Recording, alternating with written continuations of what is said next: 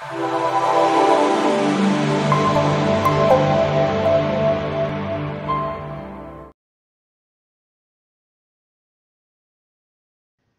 comme il est maintenant 12h33, on va essayer de commencer dans les temps. Et donc, je voudrais remercier d'abord toutes les personnes qui se sont connectées à ce lien pour donc, voir la présentation qui va être donnée aujourd'hui.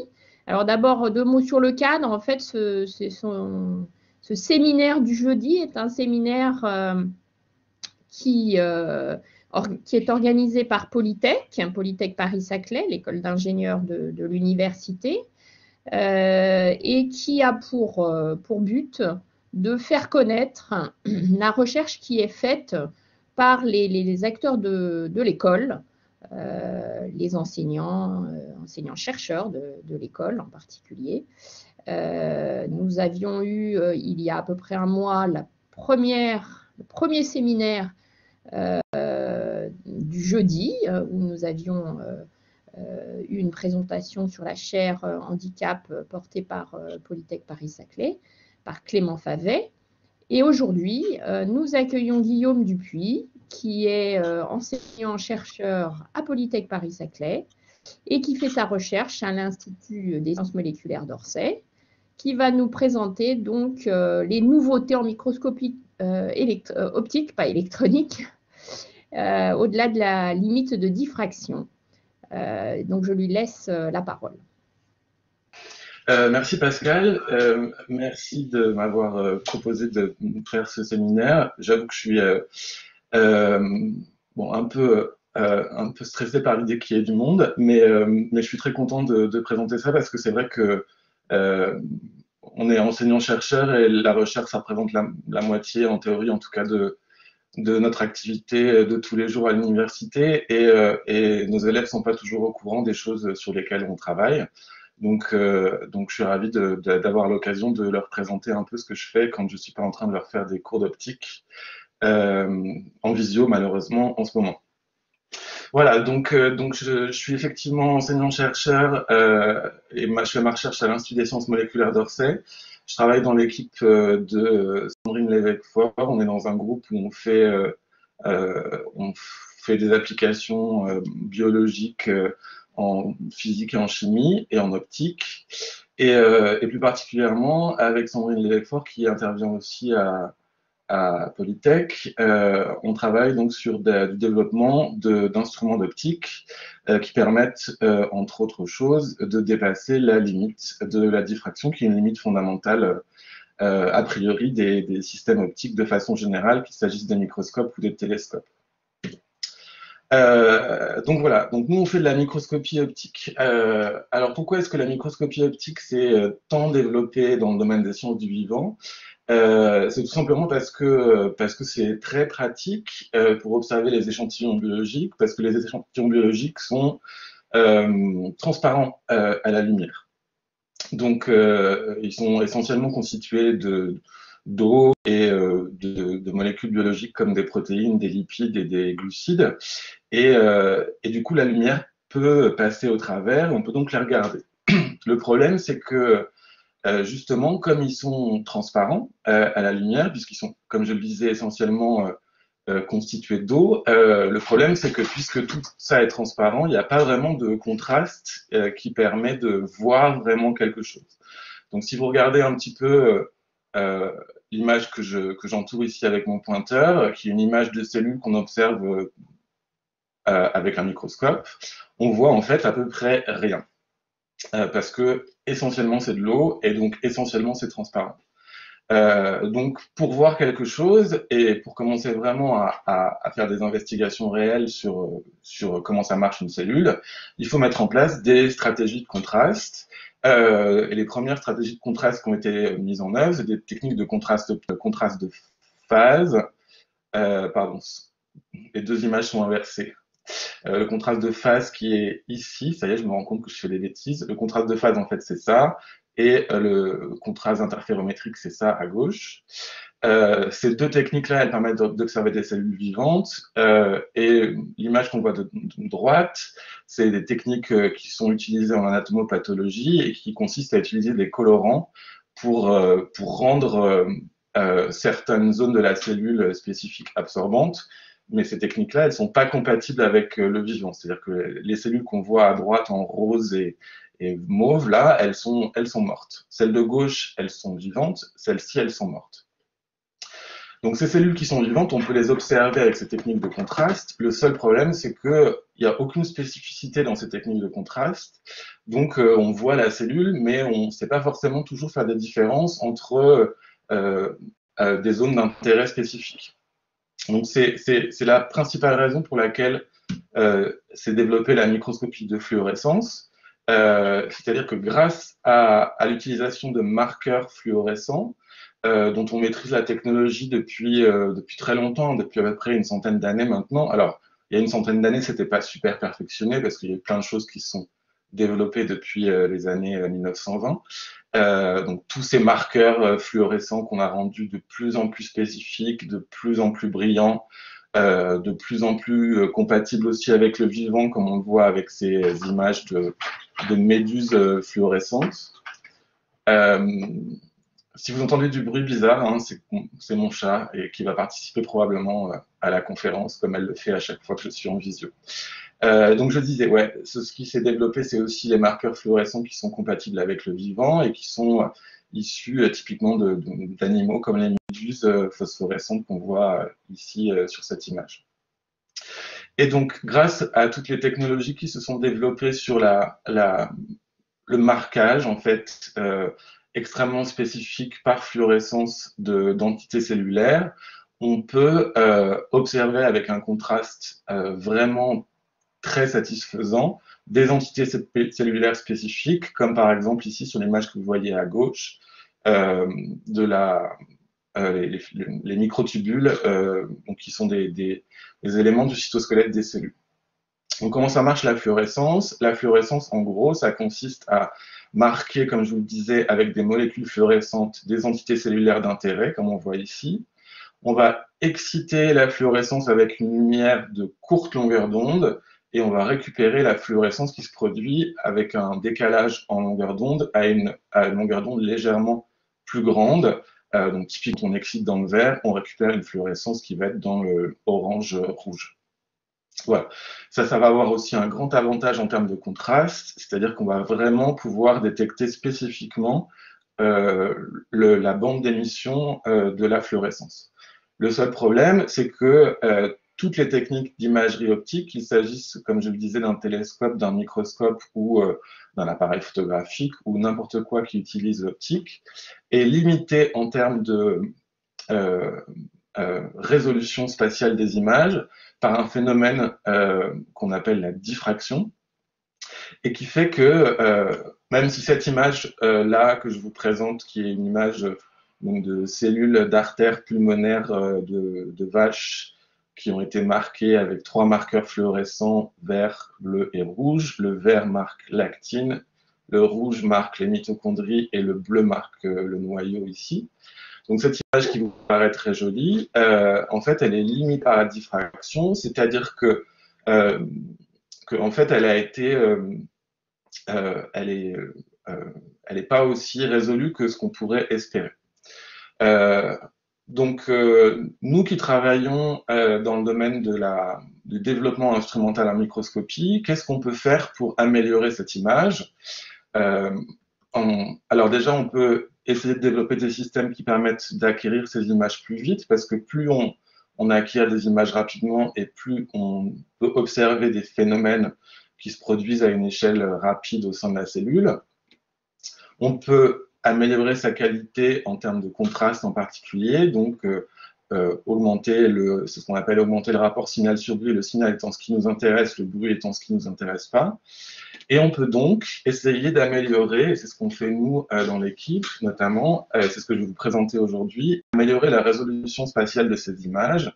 C'est-à-dire que cette image que je vous présente à gauche, en fait, il faut que vous imaginiez que le microscope qui a été utilisé pour la faire, c'est un peu comme quand vous dessinez sous Illustrator ou sous Photoshop, etc. le crayon qui est utilisé par le microscope pour reconstruire cette image, il n'est pas infiniment fin. Il a une forme un petit peu bizarre de cigare, en fait, qu'on voit ici à droite. Donc, en cigare, quand je le coupe verticalement et quand je le tranche horizontalement, ce qu'on voit ici, du coup, on a une coupe qui est grosso modo en première approximation circulaire. Donc, faut que vous imaginez qu'en 3 dimensions, cette image-là, vous la tracez avec un crayon dont la mine a une forme de cigare ici. Donc le cigare, si je le coupe horizontalement, il a un diamètre de près de 200-250 nanomètres. Et si je le coupe verticalement, il a une longueur d'environ 600-650 nanomètres. Voilà. Et donc ça, c'est dû à la diffraction de la lumière qui est produite par le fait que on ne peut pas focaliser la lumière sur tout l'espace. On est limité par l'ouverture, en fait, de l'objectif de microscope qu'on utilise pour focaliser la lumière. Donc cette ouverture, elle apparaît dans ces expressions-là, c'est le terme NA qui représente l'ouverture de l'objectif de microscope. Donc ça veut dire que grosso modo, au niveau de nos cellules, on est limité pour observer des choses qui vont être autour de 100 nanomètres, quoi. Mais depuis environ 10-15 ans, il y a un certain nombre de techniques qui ont été mises au point pour améliorer ça. Et ces techniques, elles ont été récompensées en 2014 par le prix Nobel de chimie. Donc c'est grosso modo, il y a 2 approches que je vais vous détailler dans la suite, et qui ont récompensé 3 personnes, Stefan Hell, Eric Betsy et William Marner. Et en gros, si on regarde un petit peu ce qu'ils ont mis au point, ce qu'ils ont fait grosso modo, c'est essayer de rendre le cigare dont je vous parlais précédemment le plus petit possible, de façon à briser la limite de diffraction. Donc ça, typiquement, c'est la taille du cigare qu'on obtient quand on fait du STED. Le STED a été développé par Stefan Hell, et moi, ce que je vais vous présenter aujourd'hui, c'est plutôt ce qu'on appelle la microscopie de superlocalisation de molécules uniques, qui a été développée grosso modo grâce aux travaux de Betsy et Murnau. Et du coup, le cigare ressemble à ces petits volumes beaucoup plus petits que je vous montre sur cette image-là. Et donc, grâce à ces techniques, on peut faire un bond en avant en termes de résolution et passer de quelque chose qui est autour latéralement de 200 nanomètres à quelque chose qui se situe plutôt autour de 15-20 nanomètres. Donc, on gagne typiquement un ordre de grandeur en termes de résolution spatiale des images. Alors, comment ça marche? Je vais commencer par vous présenter rapidement, parce que ce ne sera pas le sujet principal de mon exposé, la technique du STED. Donc, le STED, c'est une technique qui consiste à balayer l'image avec un faisceau de lumière. Donc, qu'est-ce qui se passe quand je balaye une image avec un faisceau de lumière? Donc là, à gauche, ici, je vous présente des microtubules. Ces microtubules, elles sont marquées par des molécules fluorescentes qui, tant qu'on ne les éclaire pas, sont éteintes. Et quand j'arrive avec mon gros faisceau laser bleu, eh bien, je vais allumer toutes les molécules qui vont se mettre à émettre dans le vert, toutes les molécules qui sont incluses dans mon faisceau laser. Alors, l'idée du STED, c'est d'essayer de limiter la quantité de molécules qui sont allumées par ce faisceau d'excitation. Donc, comment on fait? L'idée de base, c'est de faire appel à un donut, c'est-à-dire de réussir à cacher les molécules qui sont allumées sur la périphérie pour ne garder que les molécules au centre du donut allumées. Donc ça a l'air tout simple avec Homer Simpson, mais comment ça marche en vrai avec de l'optique? Eh bien, on utilise un phénomène qui s'appelle l'émission stimulée, et qui est un autre mécanisme de désexcitation de la lumière qui va rentrer en concurrence avec la fluorescence. Et donc, on va superposer au faisceau d'excitation un faisceau qui va avoir la forme du donut d'Homer Simpson et qui va donc éteindre les molécules en périphérie, à l'exception des molécules qui sont dans le trou du donut. Donc, on obtient quelque chose comme ça. Et on va essayer de rendre le trou du donut le plus petit possible par des mécanismes qui, justement, ne sont pas limités par la diffraction. Et au final, on arrive quasiment à avoir plus qu'une seule molécule qui est allumée à un instant donné. Et donc, la technique STED va consister à balayer ces doubles faisceaux, le faisceau d'excitation standard et le faisceau de désexcitation en forme de donut, sur tout l'échantillon. Alors, avec Sandrine, on a essayé le STED il y a une dizaine d'années et on a vraiment galéré. Parce que c'est vrai qu'on était assez motivé par cette technique-là parce qu'on obtenait des vraies images non limitées par la diffraction. Le seul problème, c'est qu'on c'est lent pour acquérir ces images et surtout les montages expérimentaux sont vraiment compliqués à mettre en œuvre. On a bien galéré. Donc, mais on a fini par y arriver. Mais je ne vais pas vous parler de ça aujourd'hui, je vais vous parler de l'autre technique, qui est la technique de superlocalisation de molécules uniques. Et le principe, en fait, c'est d'essayer de faire en sorte que toutes les images, toutes les molécules ne soient pas allumées en même temps, de façon à pouvoir les détecter individuellement et de reconstruire une image au fur et à mesure du temps, comme vous le voyez sur cette image de la tour Eiffel qui clignote. Donc ça présentait un avantage évident qui était que les montages expérimentaux étaient plutôt beaucoup plus simples à mettre en œuvre. Bon, en revanche, c'est toujours lent parce que de toute façon, la super résolution, c'est toujours un peu lent. Et puis surtout, il a fallu qu'on apprenne à faire clignoter les molécules fluorescentes. Ça nous a pris un petit peu. Donc, on a fait ça dans la thèse de Nicolas Bourg, dont je vais parler à plusieurs reprises pendant l'exposé. Et après avoir réussi à faire clignoter les molécules, voilà ce qu'on est arrivé à réaliser. C'est-à-dire que ici, vous avez donc des molécules fluorescentes qui ont été placées sur des microtubules et qu'on voit clignoter. Sur chaque image individuelle, en fait, ce qu'on fait, c'est qu'on isole chaque spot lumineux et on détecte son centre. Et parce que c'est au niveau du centre que se situe la molécule fluorescente. Et on reconstruit ensuite pour chaque image qu'on a obtenue, on a des spots qui sont bien distincts les uns des autres. On reconstruit l'image globale en remplaçant, en quelque sorte, ce gros spot par un tout petit point qui est la localisation de la molécule, avec une précision qui dépend grosso modo du nombre de photons qu'on a été capable de détecter au sein de cette molécule. Donc l'image que vous voyez ici, c'est une image dont le contraste est en intensité, c'est-à-dire que plus c'est brillant, plus il y a eu de molécules fluorescentes, et moins c'est brillant, moins il y a eu de molécules fluorescentes. Mais ça, c'est une image qui est en 2 dimensions. Donc l'un des enjeux, c'était de... Alors je vais vous montrer une autre très belle image, pour vous donner une idée du temps qu'il est nécessaire pour reconstruire ces images-là. Donc c'est pas en temps réel, hein, mais vous voyez le temps qu'il faut pour reconstruire une très belle image. À droite ici, du réseau et du sous-réseau d'actine dans une cellule CHO. Donc les cellules CHO, c'est des cellules d'ovaires de hamster chinois. Voilà.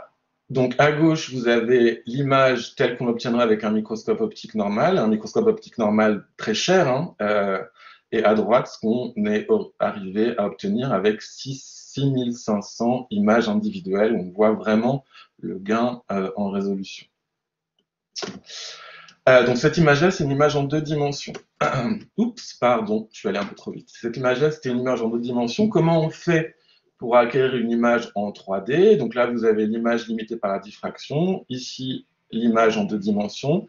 Et il y a eu tout un tas de méthodes qui ont été mises au point pour essayer de récupérer l'image en 3 dimensions.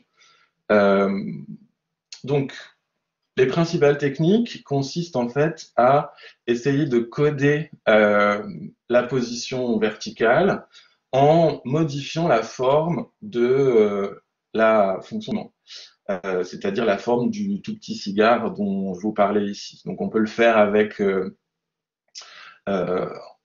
lentille cylindrique, en créant un astigmatisme et avec d'autres techniques. ça a été mis en place, comme vous le voyez, dans les années 2008-2009, pas par nous, et ça donnait les premières images en 3 dimensions. Donc la 3 dimensions ici, elle est codée en couleur. C'était assez facile à mettre en œuvre. Le problème, c'est que tout dépendait en fait de à quel endroit on plaçait la référence de la modification de la forme de la fonction d'instrument. Et ça, du coup, c'était relatif au plan de mise au point du microscope. Donc nous, ce qu'on a essayé de mettre en œuvre, c'est autre chose, quelque chose qui serait pas dépendant du plan de mise au point, parce que ça a plein d'intérêts en biologie que je vais vous expliquer par la suite. Et donc on a créé, pendant la thèse de Nicolas, DONALD. Donc DONALD, c'est pour Direct Optical Nanoscopy with Axially Localized Detection. Et la technique DONALD, elle consiste en fait à tirer parti d'une émission bien spécifique des fluorophores qu'on avait déjà commencé à étudier au sein de l'équipe, et en particulier dans le cadre de la collaboration avec l'Institut Langevin entre Sandrine Lévesque-Faure et Emmanuel Faure.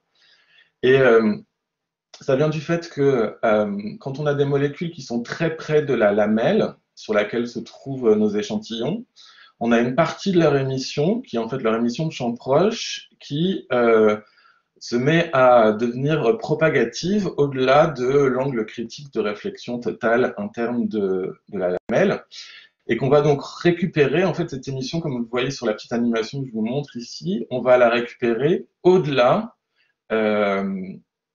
de l'émission sous-critique classique, à condition d'avoir un objectif avec une très grande ouverture numérique, comme c'est possible avec les objectifs autour de 1,49 ou 1,45 d'ouverture numérique. Et ce qui est super intéressant dans cette émission supercritique, c'est qu'en fait, comme on le voit sur le graphe ici, plus elle décroît grosso modo exponentiellement avec la position du fluorophore par rapport à la lamelle. Et donc, plus on est près de la lamelle, plus on a d'émissions supercritiques, et plus on s'éloigne, et moins on a d'émissions supercritiques. Donc, grosso modo, sur une profondeur de pénétration qui correspond à peu près à 500 nanomètres, typiquement, on arrive à faire le lien entre la quantité de photons qui sont émis au-delà de l'angle critique et la quantité de photons qui sont émis en deçà de l'angle critique, et de relier ça directement à la position du fluorophore par rapport à la lamelle. Donc là, notre référence, c'est la lamelle, et grâce à la mesure de ce ratio entre les photons supercritiques et les photons sous-critiques, on peut déterminer la position du fluorophore par rapport à la lamelle. Et cette mesure-là, elle est donc absolue. Donc comment on a fait ça? On a mis en place ce qu'on a appelé un module DONALD. Donc dans ce module DONALD, on a 2 voies. Sur une voie, on récupère tous les photons. Donc là, on partage les photons en 2. Donc sur une voie, on récupère tous les photons. Et sur une autre voie, on récupère que les photons sous-critiques. On a bloqué, grâce à un masque tout bête en anneau, on a bloqué les photons supercritiques. Donc on n'a que les photons supercritiques. Et ces 2 voies sont imagées simultanément sur la caméra. Ce qui fait que sur notre caméra, on a 2 champs, en fait. Un champ sur lequel on récupère l'image épi, là où il y a tous les photons, donc les photons sous-critiques et les photons supercritiques, et une image sous-critique dans laquelle on n'a que les photons sous-critiques.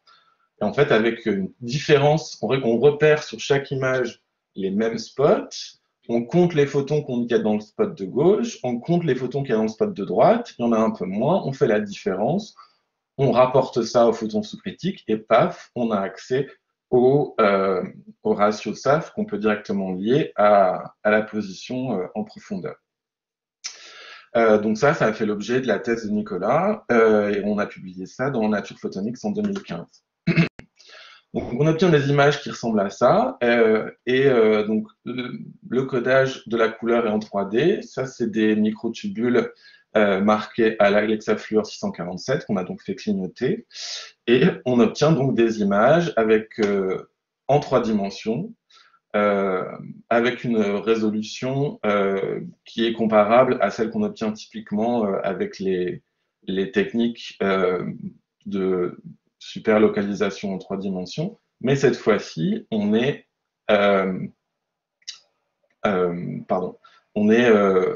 on a une localisation axiale qui est absolue par rapport à la lamelle du microscope. Donc, quel est l'intérêt de cette localisation axiale absolue? Ça permet notamment pour des applications médicales bien spécifiques d'avoir davantage d'informations sur la localisation spatiale justement des molécules qui nous intéressent. Donc voilà une première application qui a été menée par le deuxième étudiant en thèse qu'on a eu sur ce sujet, Clément Cabriel, et c'est une application qu'il a menée en collaboration avec Rimou Djema en particulier et d'autres collègues de l'ISMO, qui consistait à étudier l'efficacité d'antibiotiques pour tuer les staphylocoques dorés. Donc il y avait un antibiotique qui fonctionnait bien, qui était la daptomycine, et un qui marchait, non pardon, qui fonctionnait mal, qui était la daptomycine, et un qui fonctionnait bien, qui était la vancomycine et qui était un peu le gold standard. Et donc on a imagé les bactéries. Vous avez ici une bactérie, et plus précisément, on a imagé les bactéries et la vivante et les antibiotiques. Et donc l'antibiotique qui fonctionne bien et l'antibiotique qui fonctionne mal. Et on a localisé cet antibiotique par rapport à la lamelle. Et si je zoome ici, on se rend compte que la vancomycine, elle est localisée plutôt bas par rapport à la lamelle, tandis que la daptomycine, elle est localisée plutôt haut par rapport à la lamelle. Et vous voyez que sur ces deux images, enfin, c'est assez significatif en termes de localisation pour ces deux antibiotiques. Et donc, ce qu'on en a pu en déduire, c'est que la raison pour laquelle la vancomycine ne marche pas, c'est parce qu'elle reste bloquée loin du centre de la bactérie, elle n'atteint pas la membrane de la bactérie, tandis que la daptomycine, elle, qui est l'antibiotique qui fonctionne et qui tue effectivement les bactéries, elle fonctionne parce qu'elle atteint la membrane de la bactérie. Et ça, on peut le faire uniquement parce que cette localisation, justement, de ces antibiotiques, elle est absolue par rapport à notre point zéro, qui est la position par rapport à la lamelle, sachant que les bactéries, elles sont posées en fait sur la lamelle. Voilà, autre exemple d'application pour lesquelles cette localisation absolue, elle était importante. Donc là, c'était quelque chose qui est dans le domaine plutôt de l'immunologie. On essayait de cartographier en 3 dimensions la constitution en protéines de ces petites entités qu'on appelle les podosomes. Et les podosomes, en gros, c'est un peu comme des ventouses qu'il y a sur les globules blancs et qui permettent à la fois de se déplacer et de palper l'environnement pour savoir si on a affaire à un microbe ou pas à un microbe. Et donc, c'est une structure très compliquée avec plein de protéines différentes. Pour déterminer la structure, c'était important de savoir quelle était la protéine haute par rapport à la protéine basse, etc. etc. Et donc, on a fait ça justement grâce aux propriétés de localisation absolue de Donald, parce qu'on avait une référence qui était le centre de cette ventouse où il y a beaucoup d'actine, qui apparaît ici en violet, et on a marqué, donc en collaboration avec des collègues de Toulouse, on a marqué successivement toutes les protéines qui font partie de cette structure-là, et on les a imagées séquentiellement. Et comme on a toujours la même référence, on peut, même si ça n'a pas lieu sur le même échantillon, on peut en moyenne récupérer vraiment les localisations des unes par rapport aux autres, en 3 dimensions. Donc on a fait ça pour toutes les protéines, et vous voyez que par rapport à l'actine, donc qui est essentiellement au centre, et qui sert en gros de structure de base au podosome, les autres poitrines vont se localiser plutôt en bas ou plutôt en haut ou plutôt à la périphérie, plutôt au centre, etc. Grâce à cette cartographie qu'on a fait en imaginant environ à peu près 1000 podosomes sur environ 10 cellules, on a pu avoir des idées statistiques un petit peu sur tout ce qui s'est passé. Voilà. Bon. Ensuite, si on compare un peu tout ce qu'on a vu jusqu'à présent, en termes par rapport à l'astigmatisme, donc avec la lentille cylindrique qui est la technique la plus répandue avant qu'on invente Donald, on voit qu'en termes de précision axiale, on est à peu près dans les mêmes domaines. En termes de plage de capture, on est plutôt moins bon parce que nous, on a une profondeur de pénétration du signal SAF qui est beaucoup plus faible que ce qu'on fait en astigmatisme. Donc là, on avait un petit retard par rapport aux autres techniques. L'avantage qu'on avait, c'est qu'on avait une information axiale absolue. On ne modifiait pas la forme de la PSF, donc on pouvait continuer à imager beaucoup plus densément dans chaque image, et on ne perdait pas en résolution latérale puisqu'on ne modifiait pas la PSF. Donc en gros, l'astigmatisme et Donald avaient chacun leurs avantages et leurs inconvénients. Et donc dans le cadre de la thèse de Clément Cabriel, ce qu'on a essayé de faire, c'est de fusionner un peu ces deux techniques pour tirer avantage de l'une et de l'autre. Et on a donc inventé DAISY. DAISY pour Dual View Astigmatic Imaging with SAF Field. Voilà. Donc l'idée, c'est, comme je vous le disais, de tirer avantage des deux techniques. Allez assez vite parce que je vois que j'avance un peu dans le temps. Le principe du module DAISY par rapport au module Donald, il est très similaire. C'est-à-dire qu'on a toujours une voie où on a le supercritique et le sous-critique, on touche à rien.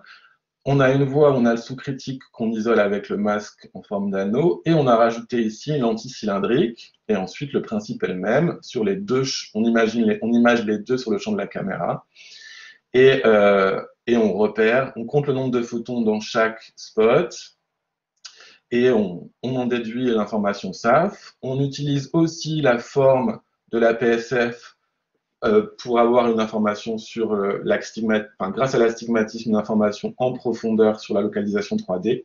On combine les deux et on obtient donc des images DAISY. L'intérêt de DAISY, c'est que comme on a pu travailler avec des forts astigmatismes, c'est pas trop un problème de perdre en qualité de la PSF, puisqu'en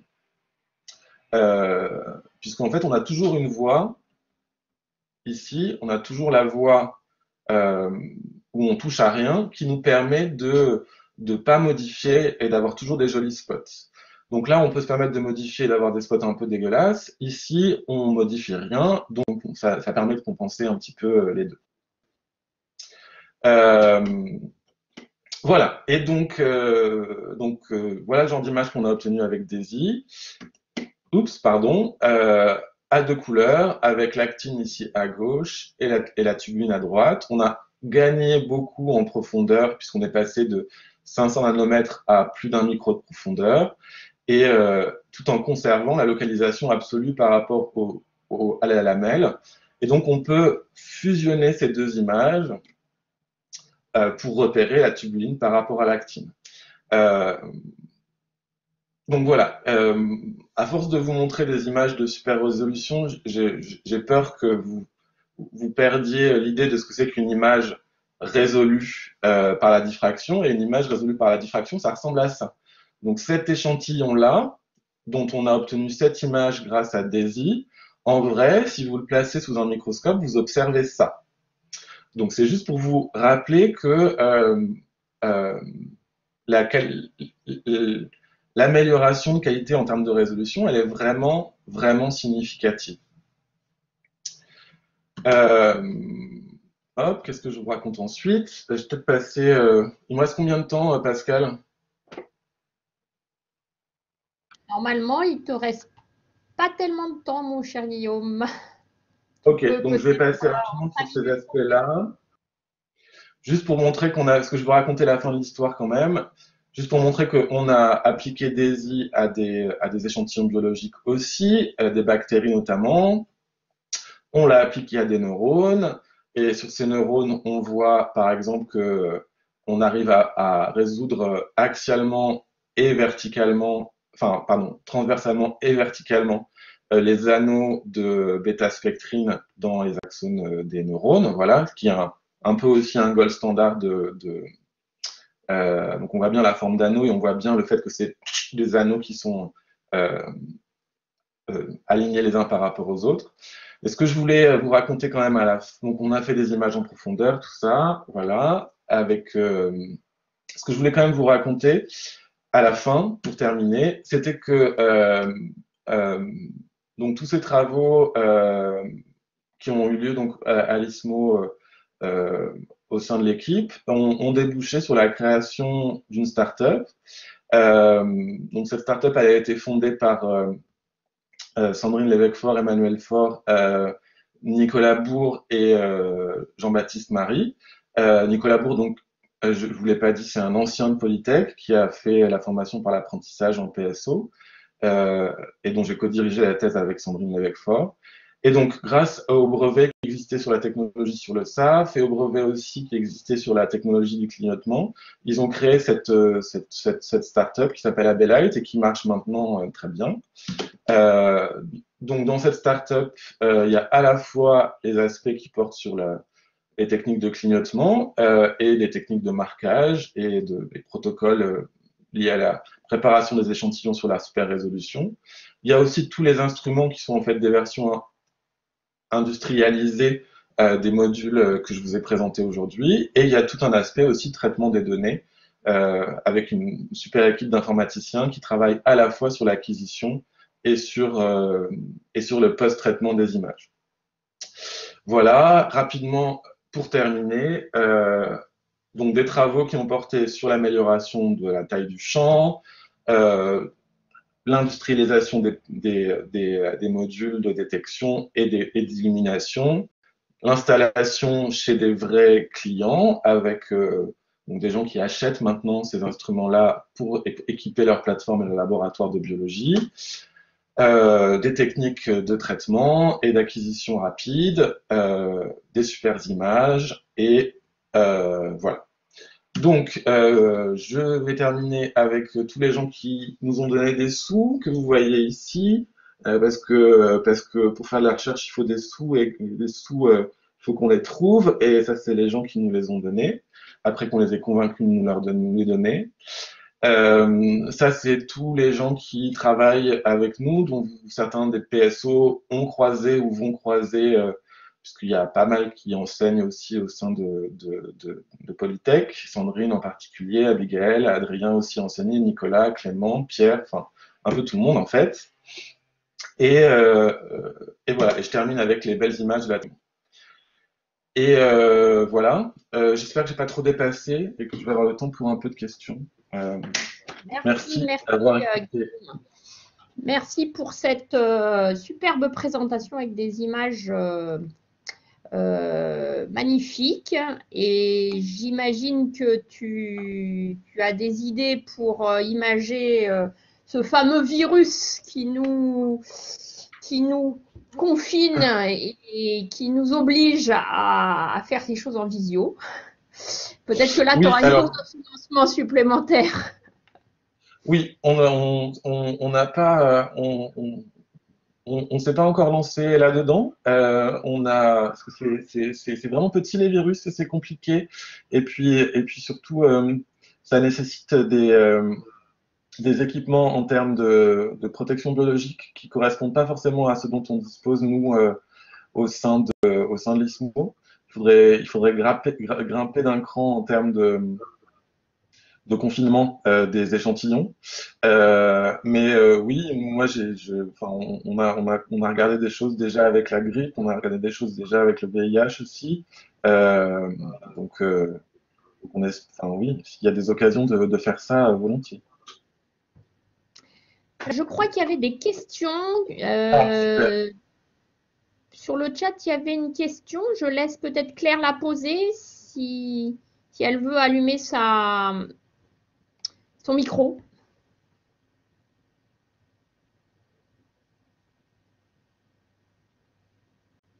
Oui, enfin, on était deux, c'était Claire et Thibaut. C'était Oui, la pardon. première question, vous parliez au tout début, je pense, je l'avais pas noté la diapo, mais diapo 2 ou 3, vous parliez au tout début d'augmenter le rapport signal à bruit, mais est-ce qu'on perd pas en pureté du signal et est-ce qu'on louperait pas des événements qu'on aimerait détecter en fait? En gros, je pense à un diagramme pureté. Je me souviens plus du nom du diagramme, mais il y a un nom, un diagramme pureté à bruit en fait qui mesure ça. Et est-ce qu'on perdrait pas en efficacité en optimisant ce rapport signal à bruit? Alors, la question du rapport signal-abri, dans le cas particulier de la fluorescence, ça me vient surtout du fait que si je reprends, attendez, bougez pas, si je reprends, est-ce que vous voyez ma diapo là ou pas? Non. Non. Non. Bougez pas. Hop, là, vous voyez plus. Et si je fais ça, euh, hop,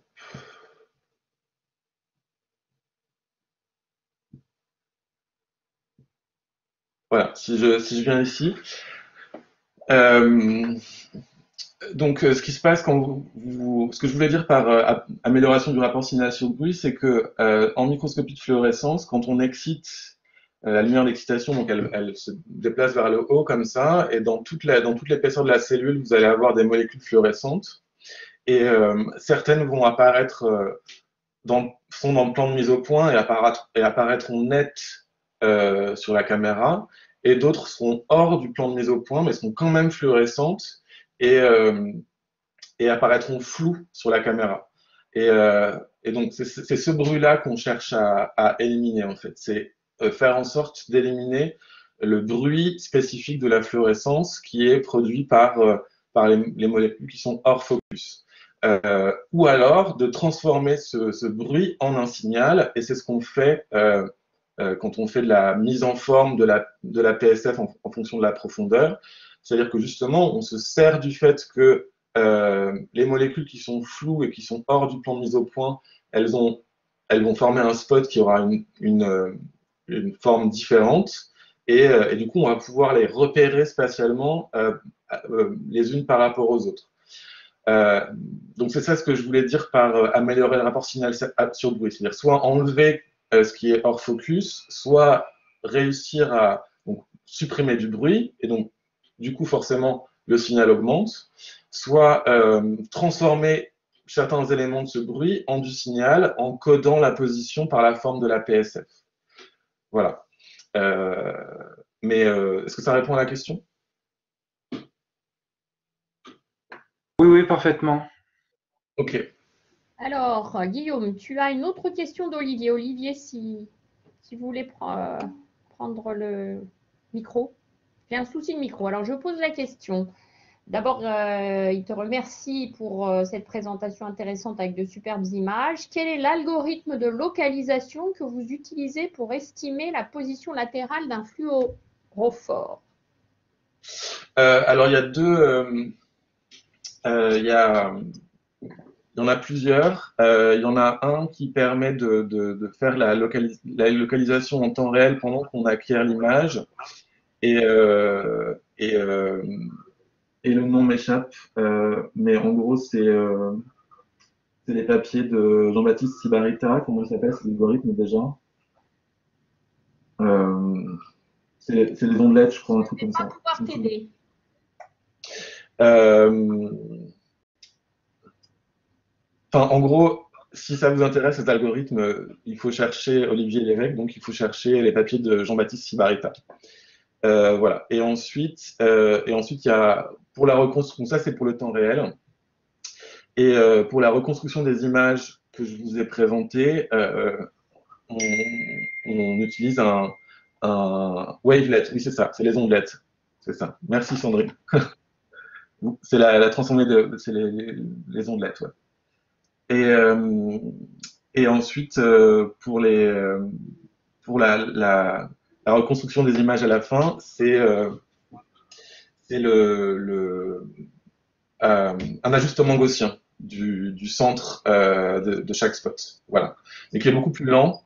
Et donc, pour le temps réel, c'est pas adapté, mais ça fait des choses plus jolies pour la fin. Donc, on fait ça dans un deuxième temps pour traiter choses. Voilà. Donc, merci. Dotsenko a une question similaire à la mienne. Donc, soit il prend le micro, soit je lis la question. Oui, Aliona. Oui, c'est moi. Merci beaucoup pour la présentation déjà. Et j'avais une question concernant le temps d'acquisition pour les différentes techniques dont vous avez parlé. Est-ce que vous pouvez donner un ordre de grandeur de ce temps-là? Alors, ça dépend du niveau d'industrialisation des instruments.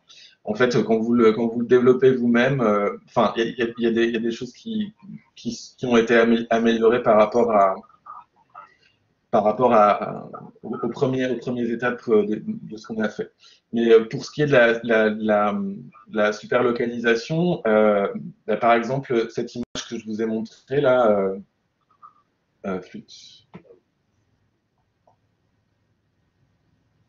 Voilà, cette image que je vous ai montrée, c'est 6500 images individuelles. Donc 6500 images individuelles. On peut monter parfois jusqu'à 40 000 images individuelles, sachant qu'on est sur des temps d'acquisition d'images individuelles de l'ordre de la centaine de millisecondes. Voilà. Donc c'est 6500 fois 100 millisecondes. Donc ça fait, voilà, ça fait beaucoup de secondes. Et ensuite, pour ce qui est du STED, donc j'ai présenté ici avec Homer Simpson. Euh, Là, tout dépend de la vitesse de balayage à laquelle vous faites balayer votre échantillon. Si vous arrivez à balayer suffisamment rapidement en ayant assez de photons pour avoir une image, ça peut aller assez vite. Il faut avoir des fluorophores très brillants et qui supportent très bien les fortes intensités laser qui sont présentes dans les faisceaux. Là aussi, il y a tout un travail en fait sur le développement des fluorophores, parce que plus vos fluorophores sont brillants et supportent bien la puissance, et plus on peut aller vite, quoi. Mais si c'est des fluorophores normaux, ça prend vraiment du temps. Enfin, je crois que sur les images TED qu'on obtenait, les premières images TED qu'on a obtenues nous, on était autour de de la minute, quoi. Donc, ça pose aussi la question des big data, et puis en liaison avec la science ouverte. Tout ça, ça pèse lourd en termes de stockage, et comment vous sauvez tout ça? Est-ce que c'est il y a des sauvegardes très bien réalisées à l'ISMO? Vous n'avez pas de possibilité de perdre les données? Alors, c'est extrêmement, extrêmement, extrêmement gourmand en données. Donc, on a une consommation de disques durs externes qui est astronomique. Et on stocke effectivement des choses aussi sur les serveurs et tout ça pour pouvoir travailler un peu chacun de notre côté. Voilà. Donc oui, c'est gourmand en données. Pour ce qui est des algorithmes, en fait, enfin, je parle pas des choses qui se développent commercialement chez Abelite par exemple, mais plutôt des choses qui ont été développées pendant les thèses de doctorat de nos étudiants. Là, c'était plutôt tous les algorithmes étaient plutôt partagés, et ils étaient rédigés en Python, et ils étaient plutôt partagés à la communauté scientifique, en fait, de façon à ce que tout le monde en bénéficie. Voilà, pour les deux éléments de ta question. Alors, Olivier Lévesque a encore une question. Dans les premières slides, vous présentez la réponse impulsionnelle, mine de crayon, de l'objectif du microscope. Quel modèle utilisez-vous pour la simuler? On les simule pas, on les mesure toujours. On fait pas de, globalement, enfin, à titre personnel Sandrine aussi, Sandrine Lévesque, enfin, ma collègue avec qui on travaille, on n'est pas fan des trucs de déconvolution. Euh, et, euh, et du coup, on simule pas, on mesure, en fait. Voilà. D'accord. Alors, une autre question de Thibaut ou de Claire, c'est comment faites-vous pour avoir des faisceaux de la taille de l'angstrom microstel slide 9? Alors, en fait, le donut, le faisceau, le trou du donut au centre, il est réalisé par un mécanisme interférentiel. C'est-à-dire on crée une singularité au sein du faisceau, donc des interférences destructives juste au centre du faisceau. Et ensuite, ce qu'on fait, c'est qu'on sature l'intensité qu'il y a dans le faisceau. Donc en fait, vous imaginez, vous avez un donut en gros comme ça, là.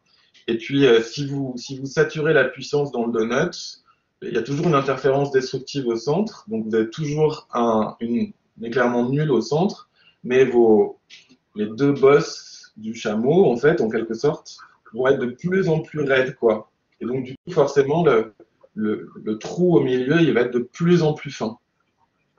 Voilà. Donc, ça marche par un effet de saturation. Voilà. Et la question des longueurs d'onde de travail, c'était quelle planche? C'était pour le STED aussi ou? Le 17, la slide 17. Alors, la longueur d'onde de travail, donc, sur les antibiotiques, là, ouais. La longueur d'onde de travail, Si vous voulez, je développe un peu la question. En fait, ouais, c'était pour savoir, en gros, parce que ce qu'on voit sur enfin, dans des modèles microscopiques, c'est que notamment pour exciter nos molécules, il faut qu'on donne une bonne longueur d'onde, en fait. Et donc, ouais. enfin, la question un peu sous-jacente, c'est comment vous savez quels sont les éléments qui sont présents et comment vous excitez du coup suite à la présence de ces éléments. En fait, on les marque. On les marque, on marque les molécules qui nous intéressent toujours, avec des fluorophores qu'on connaît. Et en particulier, les fluorophores qu'on sait qui ont les propriétés qui nous intéressent, soit en STED d'être bien résistants aux intensités qui sont nécessaires pour avoir le STED, soit en superlocalisation, de façon à être capable de les faire clignoter, en fait. Et il n'y a pas une infinité de molécules qu'on sait faire clignoter. Et il y en a qui clignotent bien, d'autres qui clignotent moins bien. Il y en a qui sont brillantes quand elles clignotent ou pas. Enfin voilà. Et puis le troisième point qu'on a, c'est est-ce qu'on est capable d'un point de vue biochimique, d'aller poser ce fluorophore à l'endroit où on veut qu'il aille. Si je me souviens bien, dans le truc des antibiotiques, les antibiotiques, ils étaient déjà marqués en fluorescence pour une autre étude, et, euh, et on a rajouté un marqueur si le marqueur était déjà présent, un truc comme ça. Il faudrait que je relise, mais voilà. Mais c'est sûr que j'ai peu parlé de ça parce que j'ai parlé essentiellement d'instrumentation optique aujourd'hui. Mais il y a un boulot considérable pour toutes ces études-là de choix des fluorophores et de façon parce qu'ils doivent répondre à un nombre de qualités vraiment importantes par rapport aux fluorophores habituels de microscopie optique standard. Est-ce qu'il y a d'autres questions? Vous pouvez allumer vos micros si vous le souhaitez pour poser des questions oralement.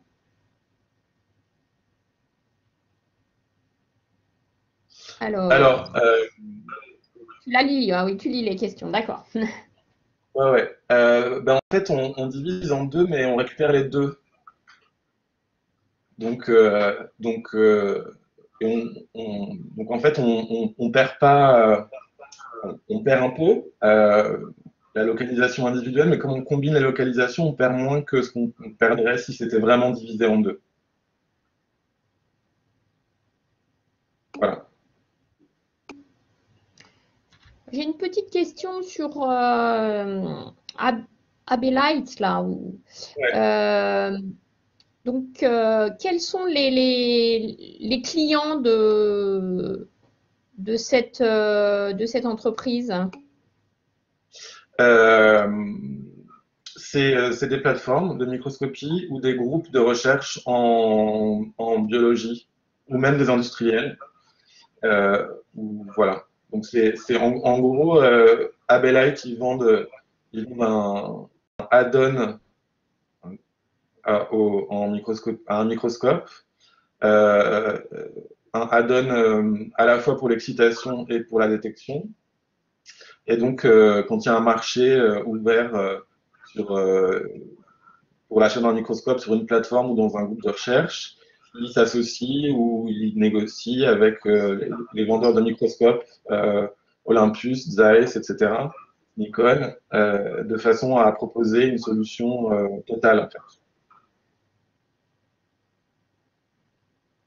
Et là, l'entreprise est localisée où? Ils sont à Bagneux-Cachan. Alors, tu as vu qu'il y a À encore Bagneux. une question de Thibaut encore. Ouais, je suis pas La sûr de. parole. Ouais, je préférerais parce que je suis pas sûr de comprendre la question. Ah, ok. En fait, c'est que vous parliez de faire des images en 3D des molécules et vous disiez bah, que vous arriviez à imager en 3D sur une lamelle. Et en fait, c'était savoir si avec vos procédés, est-ce qu'on pouvait faire des images en 3D beaucoup plus grandes que, euh, que le volume de la lamelle, en fait. Typiquement, Alors, imager un bout de muscle, par exemple. la lamelle, c'est le support, hein. Oui, oui, c'est le On regarde support, pas. justement. Ouais, la lamelle, c'est le support et on regarde ce qui est au-dessus de la lamelle. Et avec Donald, on a une profondeur de pénétration autour de 600 nanomètres. Avec Daisy, on arrive à aller jusqu'à, attendez, je l'ai montré très vite à la fin. On est à plusieurs micromètres. Voilà, on est à autour de 2 micromètres avec Daisy en profondeur. Voilà. Et après, j'en ai pas parlé ici, mais on travaille au sein de l'équipe sur des choses beaucoup plus épaisses et beaucoup plus grosses. Qu'on inclut dans des matrices de collagène pour aller un peu en profondeur. Et voilà, on, on regarde ça avec d'autres techniques euh, qui mélangent un peu structuration de l'illumination et molécules uniques. Voilà. Très bien. Écoute, Guillaume, j'ai l'impression que... Alors, Olivier, je crois que vous avez un problème de micro. Je pose la dernière question, puis je pense qu'après, on va être amené à terminer la session. C'est Ouais. avec Daisy ou Donald, dans la profondeur de champ, la résolution latérale varie-t-elle? Alors, ça fait partie des choses que je n'ai pas montrées, mais non, elle ne varie pas.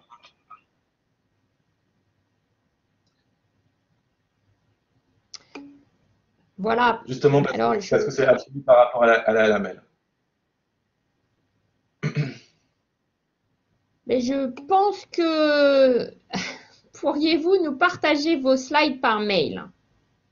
Oui, mais Donc, ouais, oui, on va rentrer en contact avec Olivier pour discuter. c'est une bonne idée parce que ça a l'air d'être un interlocuteur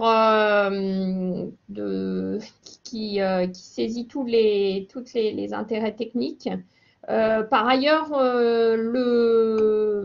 la conférence a été enregistrée et vous la trouverez très prochainement sur la chaîne YouTube de Polytech.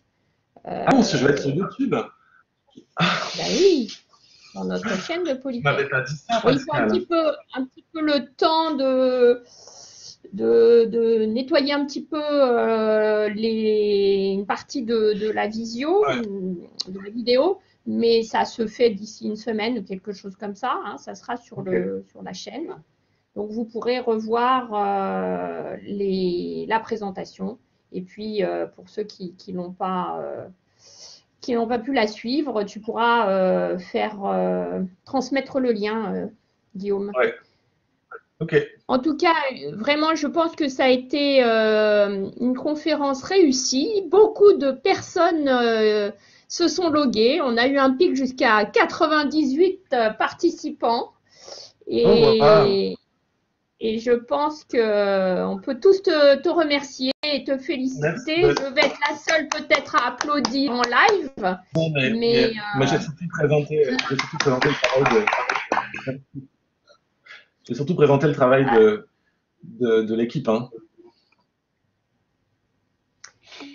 Donc voilà. Mais merci d'avoir montré avec brio ce qui se fait comme belle recherche par les enseignants-chercheurs de Polytech. Hein. Je pense que c'est une belle image de ce qui se fait et de la qualité de la recherche qu'on peut faire quand on est enseignant-chercheur à Polytech Paris-Saclay.